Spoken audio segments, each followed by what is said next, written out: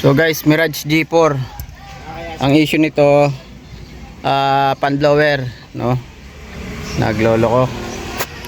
So, gawin natin. Yan. Meron ng bago dito eh. Ito.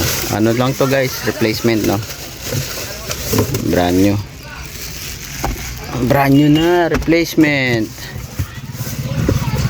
Plug and play lang naman to. So ayan, yung bagong blower. Ito ay bago mag-replace ng 94,000. So magwa 100, no? Yan, nasira na yung blower nya. Ito kasi ay Grab, no? 25 model.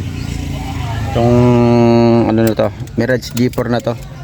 So Grab, so expect nyo na pagka ganun, tapos lagi pang nakatodo, naka 3, naka 4, pwedeng nang bumigay yung ano nyo, yung blower nyo. So ganito lang yan, no?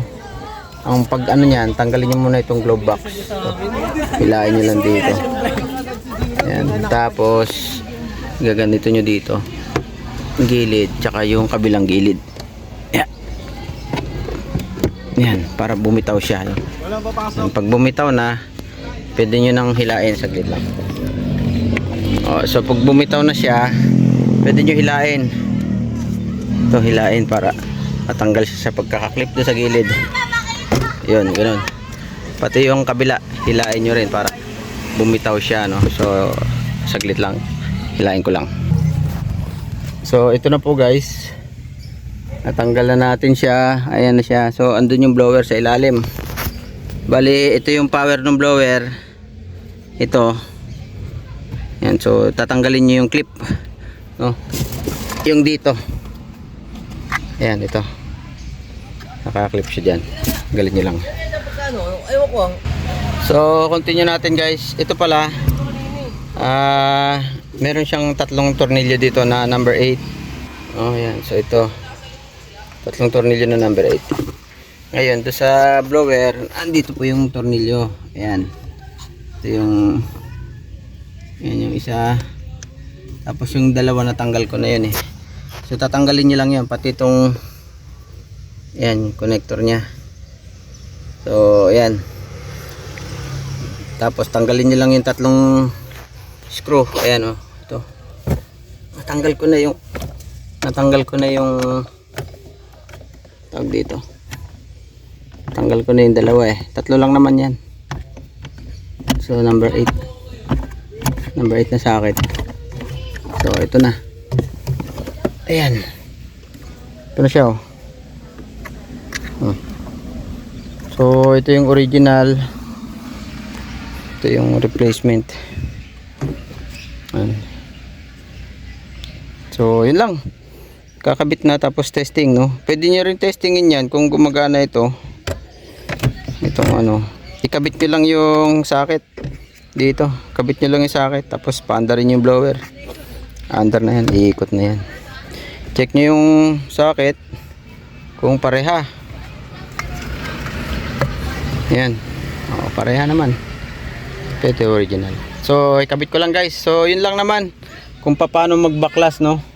Tapos magpalit ng blower. Ganun lang ka-easy. Tatlong tornilyo lang tsaka isang socket. So yun guys, isalpak ko lang ulit. So ito, tapos na guys. Pakinggan natin yung ano, blower. Yan, oh. Number 4. So kapit na. Yung tornilyo hindi ko siya gaano sinagad, kasi pag sinagad parang ano siya, parang sumasayad, no? So hanapin nyo lang kung saan siya hindi sasayad, kasi ito ay replacement lang, no? Medyo mababa ang presyo, unlike dito sa original. Baka meron silang pagkaka diferensya dito, kasi parang sumasayad siya banda rito, no? Pagka sinagad.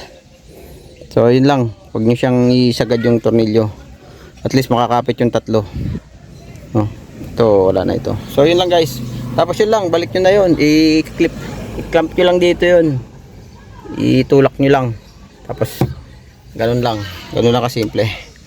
So i-ano natin, turo natin kung paano. Yan lang. Ipakapit nyo lang. Yan. Yun. Tapos yung kabila, ganun din, pakapit lang. Yan. Pag kumapit na, pwede nyo na itulak. Yun. Yun. Ha? Kailangan walang sabit eh. Yan.